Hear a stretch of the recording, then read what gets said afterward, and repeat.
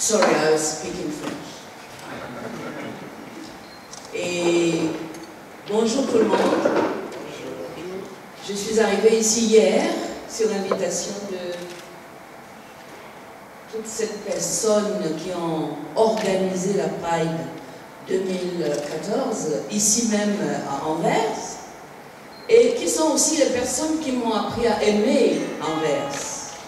C'est un amour qui ne date pas de longtemps, qui date de l'année dernière, mais c'est un amour qui a poussé comme une belle fleur, odorante, et qui a l'intention de durer, et surtout de faire des enfants. Je viens d'un pays qu'on appelle le Cameroun, qui est un pays bilingue, ce qui n'excuse pas le fait que je ne vous parle qu'en français. Mais je suis plus à l'aise. C'est un pays qui criminalise l'homosexualité. Dans son code pénal, au niveau de l'article 347 bis. Quand on dit bis, ça veut dire que c'est un rajout. Ça veut dire qu'au départ, il n'y avait pas d'homosexualité parmi les délits qui composent le code pénal camerounais applicable à ce jour. Et c'est vrai. Le Cameroun est un pays qui est indépendant depuis le 1er janvier 1960. C'est-à-dire qu'avant, il n'y avait pas de pays ni de république camerounaise. Et c'est en 1965 que les députés, les premiers députés d'ailleurs de la République, ont décidé de doter le pays d'un code pénal, c'est-à-dire, comme pour le code de la route, des textes qui reprenaient des comportements et des actes qui, lorsqu'ils sont posés dans une société donnée, sont de nature à être préjudiciables à la personne d'autrui ou à ses biens. Et dans ce premier code pénal, qui est le fait de députés qui étaient beaucoup plus proches du terroir, des traditions, des coutumes africaines, que ne le sont les députés de la mondialisation, ceux d'aujourd'hui, qui connaissent la télévision, qui connaissent les réseaux sociaux, qui voyagent en 3 minutes, ils sont en 6 heures à peine, ils sont en Europe. Ce n'était pas le cas en 1965. Ces personnes étaient vraiment accrochées aux traditions africaines et ils n'ont pas retenu l'homosexualité comme un délit, comme une infraction, comme un crime, comme quelque chose qui pouvait être constitutif de dommages et de préjudices pour déranger la bonne marche de la société naissante, qui était la société camerounaise des années 60. Dans ce même code pénal, ces députés avaient prévu que la bigamie était un délit.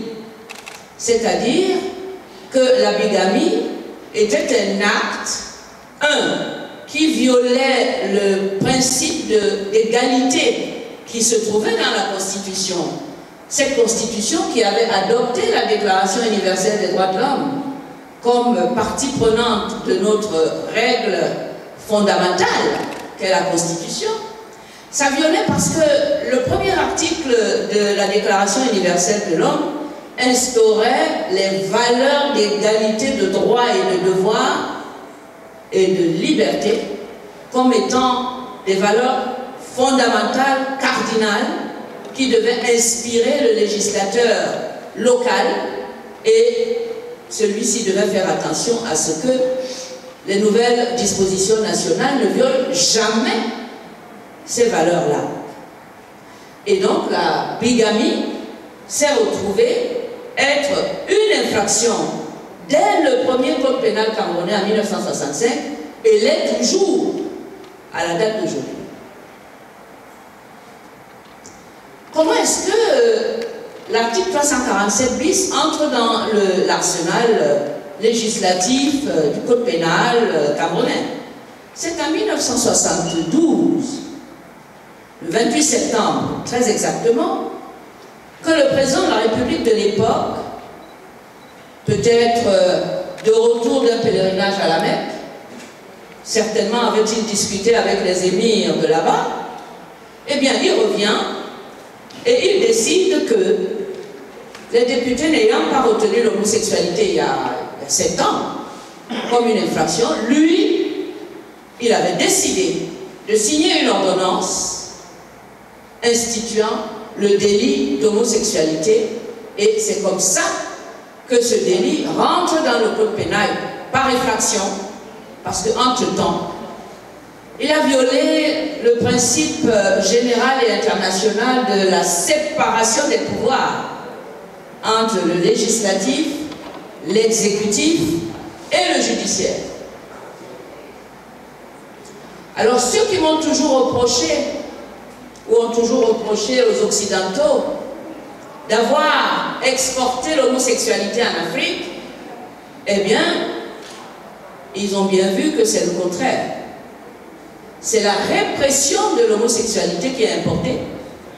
Parce que le président Ahidjo l'avait copié sur le code pénal français, celui du temps du régime de Vichy, nazi.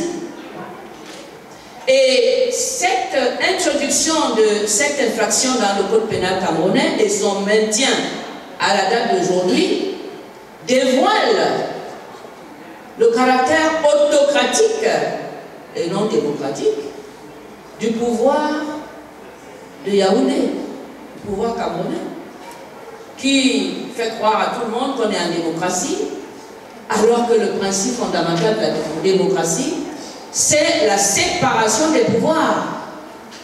Et cet article montre bien que dans mon pays, le chef de l'exécutif, qui est le président de la République, détient en fait tous les pouvoirs.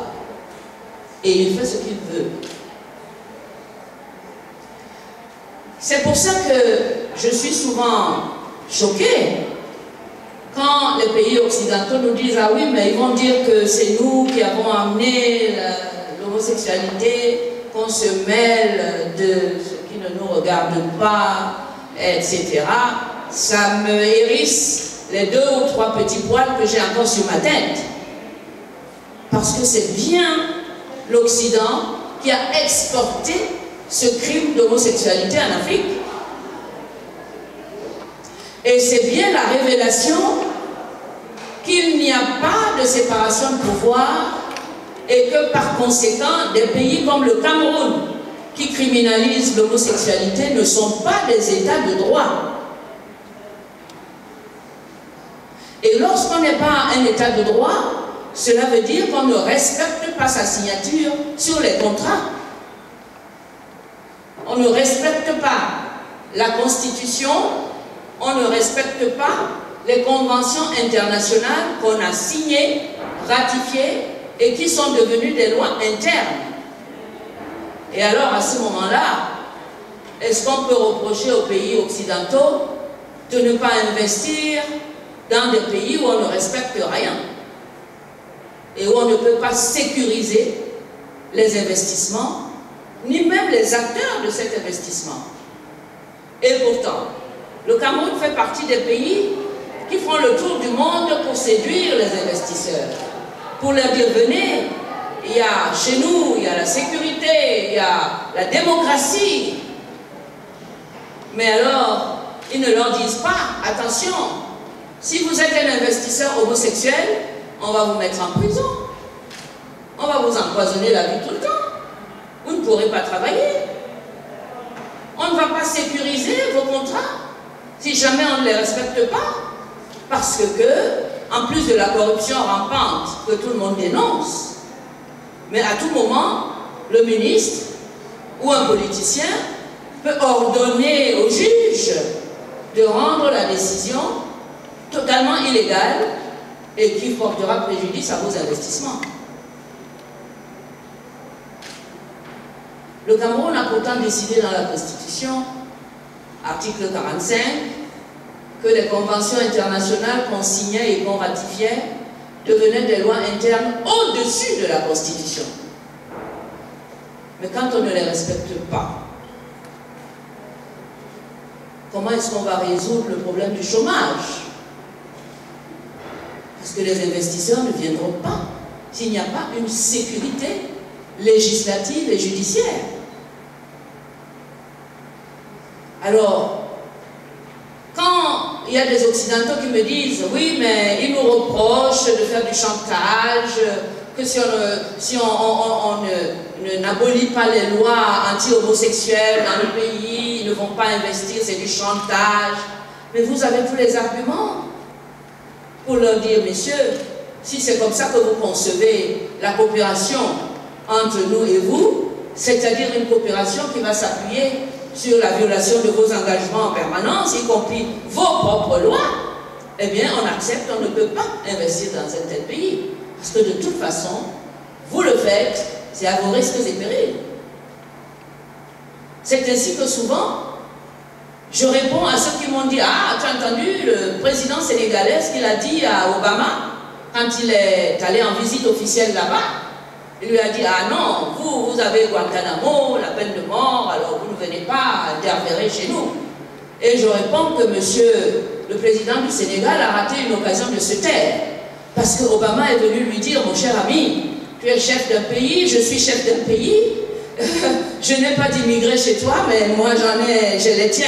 Ils sont très majoritaires chez moi et je sais combien de dollars ils t'envoient tous les mois.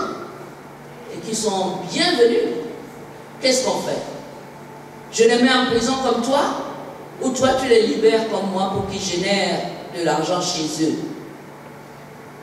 Et ce qu'il lui a répondu est complètement idiot, est complètement anti-africain, parce que ça ne répondait pas aux règles de l'hospitalité typiquement africaine que moi je connais. Et c'est comme ça qu'il n'a pas répondu à la question. Mais le même président sénégalais a répondu à l'invitation d'Obama, où je sais qu'il a été question des droits de l'homme, et notamment des droits des LGBT. Donc, je pense que dans ce combat très simple pour moi, la balle est dans notre camp, à nous qui avons décidé de faire en sorte que la Déclaration universelle des droits de l'homme soit bénéficie à tout le monde, y compris aux LGBT. Parce qu'en 1948, quand on a voté cette Déclaration universelle des droits de l'homme, on avait pensé avoir couvert toutes les discriminations en raison du sexe, en raison de la race, en raison de la religion. On ne savait pas qu'il y avait des esprits malins qui allaient se dire oui, mais sauf les LGBT. Et qui allaient dire mais c'est dans la Bible, Sodome et Gomorrhe, même Dieu les a punis. Alors à plus forte raison nous. Et on s'est rendu compte qu'effectivement, comme disait tout à l'heure ceux qui m'ont précédé ici, eh bien, aujourd'hui, dans plus de 50 pays, on est encore considéré comme criminel pour ce qu'on est, ou pour qui on aime. Et la peine de mort, quelquefois, est la sanction. C'est totalement inacceptable. J'ai commencé ce combat en 2003. J'ai reçu la visite de 4 jeunes gens qui étaient en vacances, qui étaient français, franco-camerounais, et qui sont venus me saluer. Et j'ai compris qu'ils étaient plus que des amis. Et je savais que là où ils vivaient librement ce qu'ils étaient. Je savais aussi qu'en étant au Cameroun et en vivant comme ils vivent en France, les dangers qui les attendaient, eux qui étaient si confiants et qui avaient si envie de revenir souvent au Cameroun, où un accueil très très chaleureux leur avait été réservé, mais par des gens qui ne savaient pas qui ils étaient. Et c'est comme ça que, de fil en aiguille, on a parlé des pays qui pénalisent l'homosexualité, où je leur ai révélé ce qu'ils ne savaient pas, que le Cameroun faisait partie de ces pays-là. Et là, j'ai bien compris que c'était effectivement, j'avais visé juste. Et c'est comme ça que j'ai commencé le combat.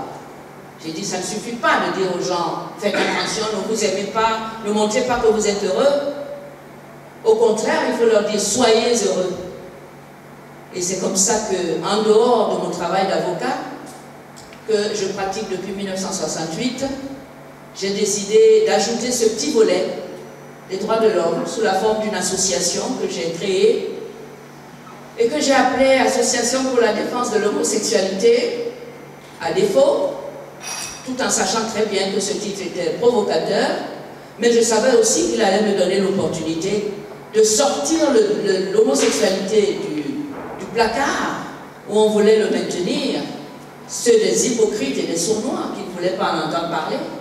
Et j'ai tout fait pour en faire un débat national, et c'est le cas aujourd'hui. J'ai été très combattue, vous pouvez l'imaginer. Même les associations des droits de l'homme ne reconnaissent pas que défendre les homosexuels relève de ce chapitre-là. Je reçois régulièrement des menaces de mort, et j'ai tenu bon. Au Cameroun, je n'ai pas le droit de réunir des gens sous la forme d'un séminaire ou d'un atelier sur ce thème-là. Parce qu'on me dira, c'est interdit. L'homosexualité est un délit au Cameroun. Et même le préfet, accompagné de policiers, va venir nous chasser de l'hôtel où on a prévu de tenir la réunion. Mais ils admettent que tous les 21 août, chaque année, une bande de jeunes excités défile dans les rues de la capitale du Cameroun contre l'homosexualité. Et c'est ce qui va arriver bientôt. Alors, dans ces conditions, j'ai remarqué que les droits de l'homme n'avaient pas de nationalité, parce qu'ils ont toutes les nationalités. Ne leur dites pas, non, ce n'est pas un Français qui est concerné, ce n'est pas un Belge, nos ambassadeurs n'interviennent pas. Non. Au niveau des droits de l'homme, et le secrétaire général l'a dit et répété, les droits de l'homme sont universels et on ne peut pas se taire lorsqu'ils sont violés, quel que soit le lieu où cela se produise. Nous avons pu gagner des batailles contre l'apartheid parce qu'on a formé une coalition mondiale pour ça. Mandela ne serait jamais ce qu'il a été s'il n'y avait pas eu un écho planétaire pour appuyer ce régime odieux qui avait pour base la violation des droits de l'homme en raison de la race. Lorsque le président Lincoln aux États-Unis a décidé de combattre l'esclavage, Lincoln n'était ni noir ni esclave. On a gagné. Aujourd'hui, nous avons affaire à un même type de combat. Nous avons besoin de vous tous. Et je vois qu'Anvers a pris les devants, s'est positionné pour s'approprier ce combat.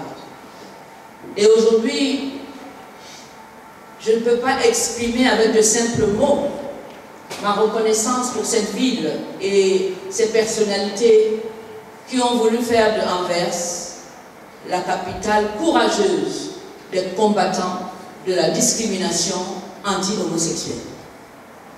Quand j'ai été invitée pour la deuxième fois ici, j'ai exprimé ma joie de manière explosive. Et il n'y a pas une personne au Cameroun qui ne sait pas que je suis ici pour la Gay Pride, comme son nom l'indique. C'est avec fierté que je l'ai annoncé. Malgré tous les risques que cela peut comporter, il y a de bonnes nouvelles. La Cour africaine de justice, la Cour africaine des droits de l'homme et des peuples, dont le siège est à Banjul, a au mois de mai, avril, cette année, rendu un arrêt qui condamne tous les pays, Ouganda et autres, qui ont et qui vont voter des lois anti-homosexuelles. Il ne s'agit pas d'une cour qui est occidentale, qui vient de loin, qui a des colons. Il s'agit bel et bien d'une valeur africaine, d'une cour africaine, qui montre que l'Afrique aussi fait partie de la communauté humaine dont elle partage et doit partager les valeurs. Ces valeurs de la diversité, la non-discrimination, le respect de la différence et le respect tout simplement des hommes tels qu'ils sont et de leur créateur commun. Entre-temps, il y a eu cette déclaration du pape François, que tout le monde a suivi, mais qu'il nous appartient de diffuser en permanence, de faire partager et d'installer dans les mémoires de ceux qui, chrétiens d'hier, ont pensé qu'ils étaient les soldats de Dieu pour tuer les homosexuels comme dans du temps de Sodome et Gomorrhe. Le pape François a tranché. Qui êtes-vous, qui suis-je pour juger et condamner un homosexuel? Voilà pourquoi j'ai de l'espoir. Cet espoir qui va être accru pendant mon séjour ici et que je vais partager au Cameroun à mon retour.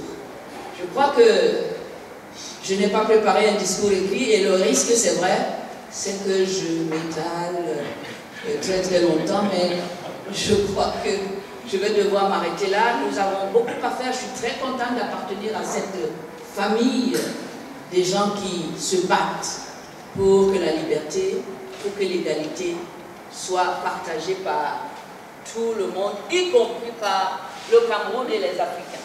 Merci.